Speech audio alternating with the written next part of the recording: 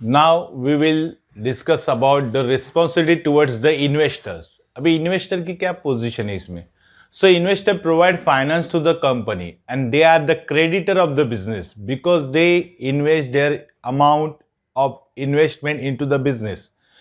Business should fulfill the following responsibility toward the investor. पहला क्या responsibility है? First, proper conduct of meeting. Company should call the meeting of the investor, यानी investor की meeting जो रहती है वो कॉल करनी चाहिए and provide information about the business. तो ये बिजनेस की रिस्पॉन्सिबिलिटी है कि इन्वेस्टर को मीटिंग में बुलाओ, उसको प्रॉपर इंफॉर्मेशन दो, प्रॉपर नोटिस दो मीटिंग की, should be send to them and in period of crisis में, यानी जब मंदी आ जाती है, क्राइसिस आ जाता है, तब investor should be taken into confidence में ले लो. फैक्टर रिस्पॉन्सिबल फॉर फेलर के लिए should be known to the investor, को मालूम होनी चाहिए. ये सब मीटिंग बुला के इन्वेस्टर को इन्फॉर्म करो, ये बिजनेस की रिस्पॉन्सिबिलिटी है. नेक्स्ट है return on investment. Investor invest their money in the business and accept the risk factor, यानी इन्वेस्टर क्या करता है, अपना बिजनेस में इन्वेस्ट करता है और रिस्क एक्सेप्ट करता है. सो इन्वेस्टर के बारे में बिजनेस की रिस्पॉन्सिबिलिटी क्या है?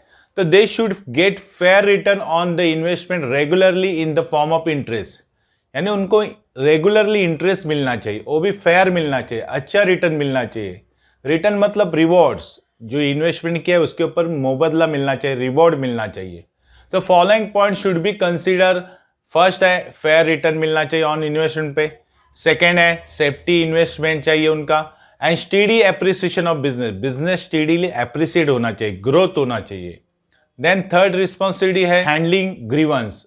Company should handle the investor in grievance if any. They should be effective methodology for this all queries regarding any other issues, यानी कोई भी क्वेरीज रहेगी इश्यूज के बारे में, must be answer in satisfactory way से उनको सॉल्व करना चाहिए. यानी कुछ भी इन्वेस्टर के प्रॉब्लम्स रहेंगे, डिस्प्यूट रहेगा, डाउट्स रहेंगे, वो सब सॉल्व बिजनेस ने करना चाहिए. ये बिजनेस की सोशल रिस्पॉन्सिबिलिटी है. फोर्थ रिस्पॉन्सिबिलिटी है maintain transparency. Investor provide long term capital as well as working capital to run the business effectively and efficiently. अगर इन बिजनेस एफिशिएंटली और इफेक्टिवली चलना है तो इन्वेस्टर को कैपिटल प्रोवाइड करना पड़ता है. So it should maintain the high degree of transparency in its operation, यानी उनका कैपिटल ऑपरेशन में प्रॉपर यूज हो रहा है क्या, मिस यूज तो नहीं ना हो रहा है, इसके बारे में ट्रांसपेरेंसी मेंटेन करनी चाहिए बिजनेसमैन ने.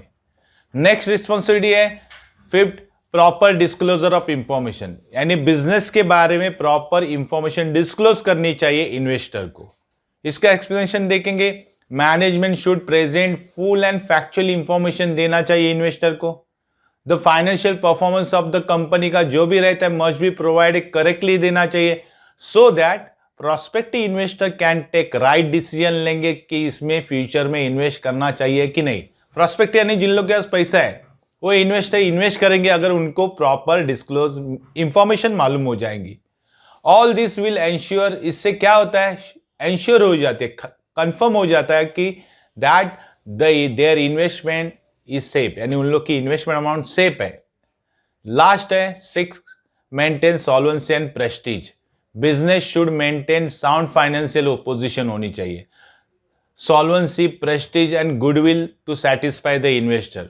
अगर बिजनेसमैन ने अच्छा पोजीशन मेंटेन किया तो इन्वेस्टर भी सेटिस्फाई होगा. Business should take the cautious efforts लेनी चाहिए, फॉर रिसर्च करना चाहिए, इनोवेशन करना चाहिए, एक्सपेंशन प्रोग्राम करना चाहिए, तो ही उसकी इमेज बनेगी और उसकी पोजीशन सॉल्वेंसी होगी, यानी लॉन्ग टर्म वो सर्वाइव करेगा, बिजनेस एक्सपांड करेगा. तो ये सब थी बिजनेस की रिस्पॉन्सिबिलिटी टुवर्ड्स द इन्वेस्टर्स के बारे में.